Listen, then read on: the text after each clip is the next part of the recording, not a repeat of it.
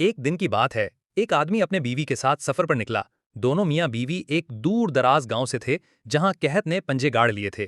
وہ ایک نئی جگہ کی تلاش میں نکلے تاکہ بہتر زندگی گزار سکیں۔ کئی دنوں کے سفر کے بعد وہ ایک گھنے اور پراسرار جنگل میں پہنچے۔ شام کا وقت تھا، سورج درختوں کے پیچھے ڈوب رہا تھا اور جنگل میں ایک خاموشی چھا گئی تھی۔ مرد نے ایک چھوٹا سا خیمہ لگایا اور بیوی سے کہا، رات یہیں گزار لیتے ہیں، صبح ہوتے ہی آگے چلیں گے۔ مگر اس جنگل میں صرف درخت اور پرندے نہیں تھے، بلکہ ایک خطرناک شیر بھی رہتا تھا، جنگل کا بادشاہ۔ شیر روزانہ رات کو گشت کرتا اور جو بھی اس کے راستے میں آتا وہ اس کا شکار بن جاتا۔ اسی رات جب میاں بیوی نیند میں تھے، شیر نے دور سے ان کی خوشبو سونگھ لی۔ کون ہے میرے جنگل میں؟ شیر نے غرایا اور آہستہ آہستہ خیمے کی طرف بڑھا۔ ادھر ایک چالاک لومڑی درختوں کے پیچھے یہ سب منظر دیکھ رہی تھی۔ وہ اس شیر کو جانتی تھی، ظالم اور خود غرض، مگر لومڑی کی فطرت چالاکی اور فہم سے بھری ہوئی تھی۔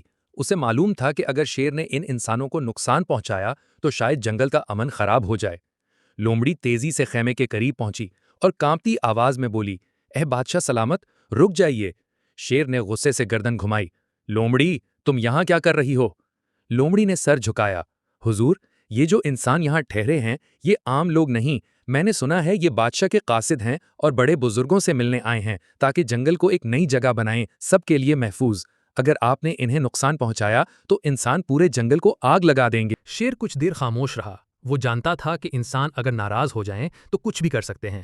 اس نے لومڑی سے کہا، اگر یہ سچ ہے تو میں انہیں کچھ نہیں کہوں گا، مگر اگر تم جھوٹ بول رہی ہو تو سب سے پہلے تمہیں کھاؤں گا۔ لومڑی نے کہا، میرے ساتھ آئیے، میں آپ کو ان کے بارے میں بتاتی ہوں۔ دونوں آہستہ آہستہ خیمے کے قریب پہنچے۔ میاں بیوی ابھی سوئے ہوئے تھے۔